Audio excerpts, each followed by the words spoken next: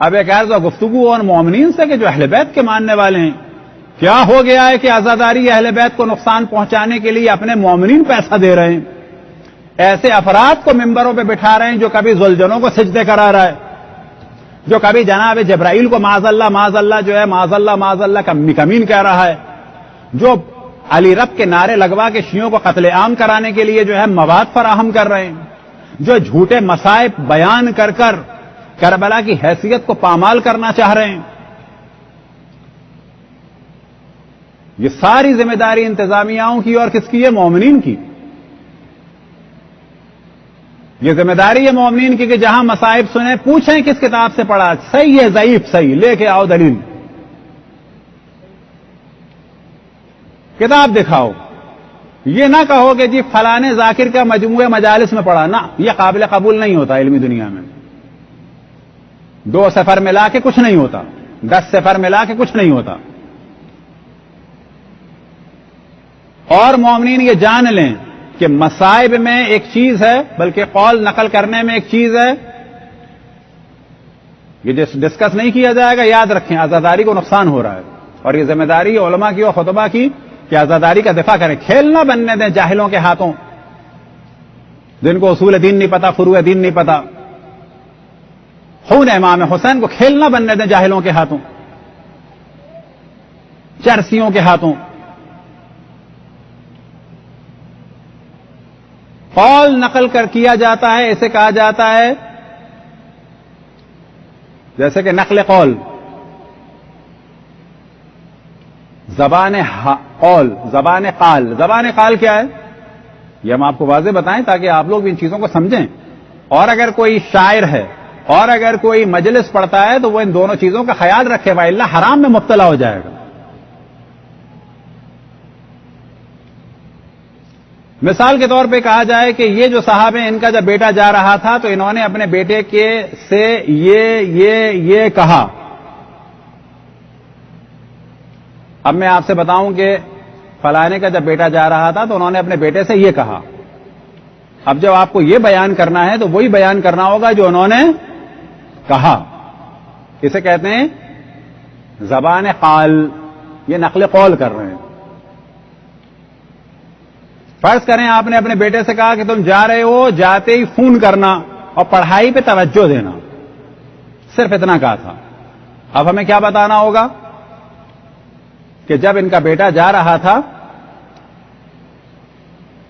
تو والد نے یا والدہ نے بیٹے سے کہا کہ جا رہے ہو، جاتے ہی فون کرنا، پڑھائی پہ توجہ دینا، اور ہمیں بتانا ہوگا کہ یہی کہا تھا۔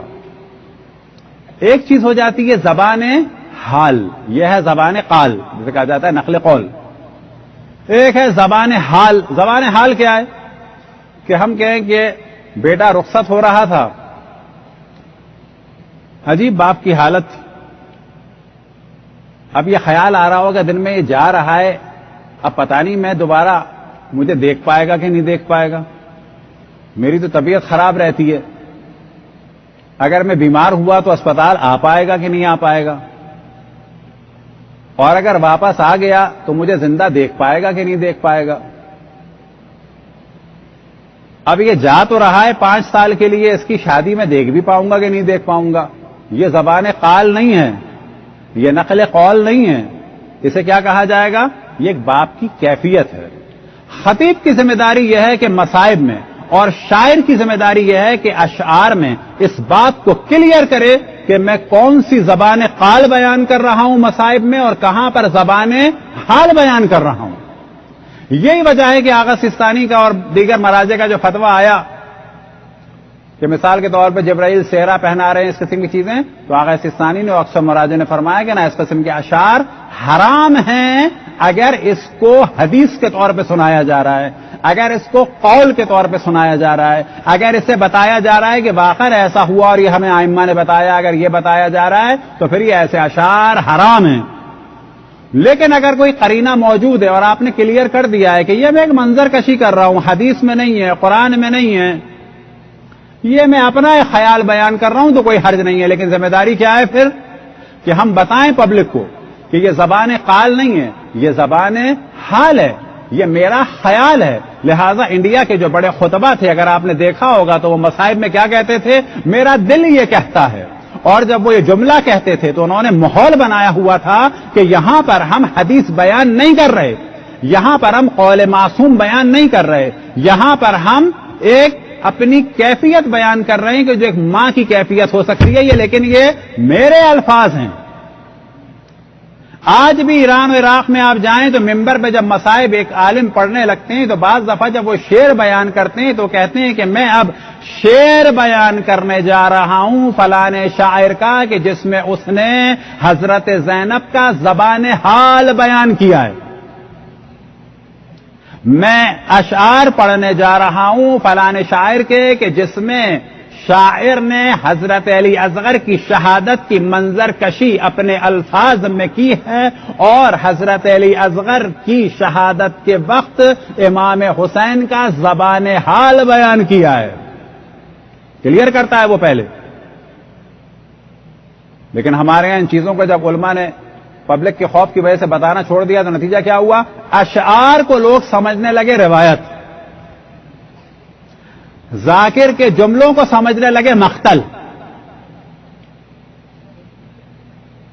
اس کا نتیجہ کیا نکلے گا؟ اس کا نتیجہ یہ نکلے گا کہ وہ دشمن آزاداری یہ بہابی سلفی ایک دن آئے گا کہیں گے جھوٹے مسائل میں. تو یہاں ہمیں کلیئر کرنا ہوگا کہ یہ زبان حال ہے, یہ تخیلات ہیں. سچے مسائل سننے اور تاریخ تبری میں بھی دکھائیں تمہیں, تاریخ ابن عساکر میں بھی دکھائیں, تاریخ دمشقی میں بھی دکھائیں, مقتل خوارزمی میں بھی دکھائیں اور تمہاری ساری کتابوں میں دکھائیں.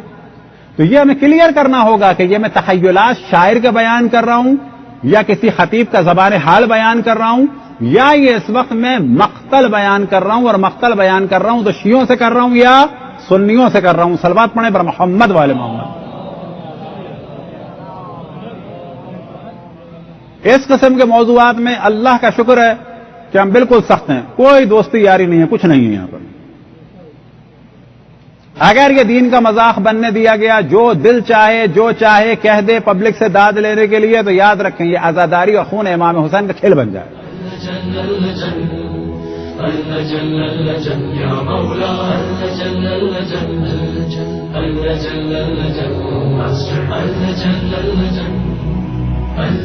يا صاحب السماء